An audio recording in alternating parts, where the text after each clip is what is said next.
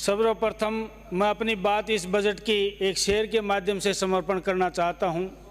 कि पीर हो गई है पर्वत सी, अब ये पिघलनी चाहिए, हिमालय से फिर कोई गंगा निकलनी चाहिए, जो आग मेरे दिल में है हर दिल में जलनी चाहिए, हंगामा खड़ा करना मेरा मकसद नहीं, मैं चाहता हूं कि मेरे इस प्रदेश की तस्वीर बदलनी चाहिए, तकदीर बदलनी चाहिए। तस्वीर और तकदीर बदलने का ये प्रयास जो हमारी सरकार ने किया है, भजन लाल जी ने किया है और वित्त मंत्री जी ने किया है, ये बजट के माध्यम से किया है। और बजट जो एक सर्वांगीण विकास का बजट है, हर ग्रामीण का है, हर शहरी का है, हर गरीब का है, हर अमीर का है, हर युवा का है, हर बुजुर्ग का है, माता का है, बहन का है, सभी वर्गों को समर्पित ये बजट देने के लिए मैं पुनः एक बार भजन लाल जी सरकार को और हमारे वित्त मंत्री महोदया को बहुत बहुत धन्यवाद देना चाहता हूँ। समय सीमा की पाबंदी रखते हुए मैं अपनी बात निश्चित रूप से 5 मिनट में समाप्त करने का प्रयास करूँगा। मैं इधर उधर की बातें नहीं करके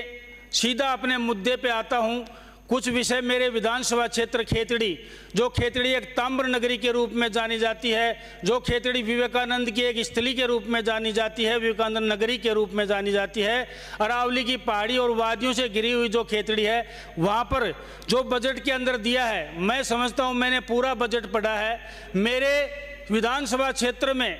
74 करोड़ 50 लाख की रोड देकर जो एक क्षेत्र को विकास की गतिमान बनाया गया है, उसके लिए पुनः एक बार मैं धन्यवाद देना चाहता हूं। सीएससी से पीएससी से सीएससी कन्वर्ट की गई है, अन्य जो सुविधाएं दी गई हैं उसके लिए मैं धन्यवाद देना चाहता हूं। विशेष रूप से मैं सदन का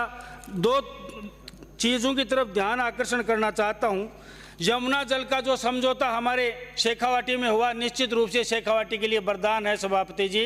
और इस वरदान को मैं पूरा श्रेय देना चाहता हूं। सरकार का जो वर्षों से लंबित थी आरसीपी की परियोजना योजना की तरह ही हमारी भी जो शेखावाटी की यमुना जल समझौते की जो एक लंबित योजना थी, उसको एमओयू करके हमारे को जो एक सौगात प्रदान की है, उस सौगात के लिए मैं धन्यवाद देना चाहता हूं। जो एक शेखावाटी का एरिया सबसे सूखा एरिया था, उस एरिया को पानी पिला के उस एरिया में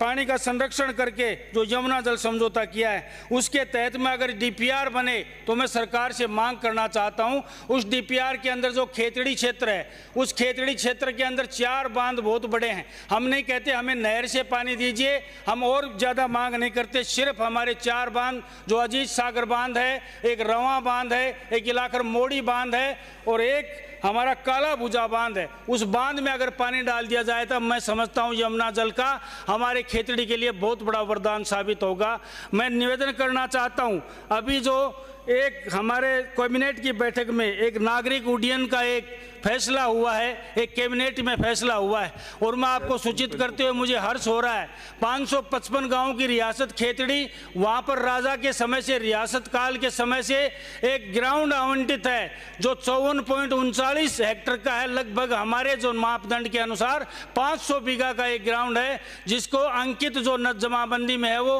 हवाई जहाज के मैदान के नाम से अंकित है। और अभी हमारा फैसला हुआ है कि उसको या तो हरित में कन्वर्ट किया जाए या फिर और मूलभूत सुविधाएं वहां पे की जाए। मैं ध्यान आकर्षण करना चाहता हूं, मेरे इस बबाई के क्षेत्र में जो एक प्रतापपुरा ग्राम के अंदर आता है, इस हवाई पट्टी को विकसित किया जाए, ये मैं निवेदन करना चाहता हूं। खेतड़ी नगर पालिका रियासत काल की नगर पालिका है, 1925 में इसका स्थापना हुई थी, आज तक ये डी श्रेणी की कैटेगरी में आती है। मैं इसीलिए कह रहा हूं कि डी श्रेणी की कैटेगरी को अगर सी श्रेणी में क्रमोन्नत कर दिया जाए तो मैं समझता हूं नगर पालिका की इनकम और नगर पालिका का रुतबा और नगर पालिका की महत्व और खासियत बढ़ जाएगी। नागरिक उड्डयन का मैंने जिक्र किया है। दूसरा मैं निवेदन करना चाहता हूं, हमारे यहाँ शेखावाटी एक बहुत पढ़ा लिखा क्षेत्र है और यहाँ पे शिक्षा का प्रभाव शायद मैं समझता हूँ पूरे राजस्थान में सबसे ज़्यादा है। अगर हमारे खेतड़ी में महिला पॉलिटेक्निक खोली जाए तो मैं समझता हूँ सरकार का बहुत बड़ा उपक्रम होगा।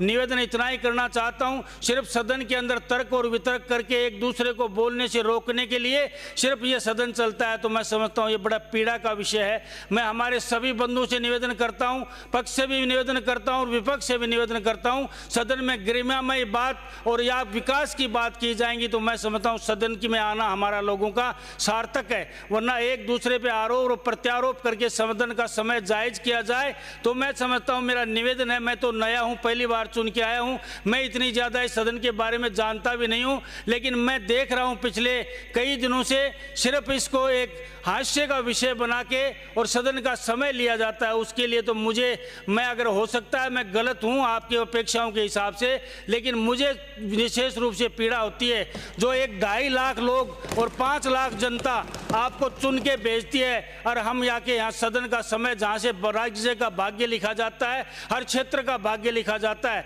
इसलिए आग्रह करता हूँ इसको सीरियसली और गंभीरता से लेंगे तो सदन का महत्व भी होगा और हमारा भी यहाँ पर आना सार्थक होगा। मैं तो इतना ही कह सकता हूँ विपक्ष के भाइयों से, पुनः एक बार इस गरिमा की बात करते हुए मैं इतना निवेदन करना चाहता हूँ कि आप लोगों ने भी राज किया है और राजस्थान की परंपरा भी एक बार आपकी रही है, लेकिन इस बार जो हमने शुरुआत की है और इस बजट में जो शुरुआत की है उस बजट को जो एक महत्वाकांक्षी बजट बनाया है, निश्चित रूप से मैं कठोर शब्दों में इस सदन के माध्यम से कह सकता हूं कि इस बार एक बार हम और एक बार तुम की परंपरा टूटेगी और अगली बार भी 2028 में भारतीय जनता पार्टी आएगी, क्योंकि हमारी शुरुआत ही ऐसी है, हमारा आगाज ऐसा है तो अंजाम कैसा होगा। यही निवेदन आप लोगों से करने के लिए आपके बीच में उपस्थित हुआ था। मुझे टोका टाकी हो और मुझे अध्यक्ष जी बैठने के लिए कहें उससे पहले ही मैं अपनी बात समाप्त करते हुए अपनी वाणी को विराम देता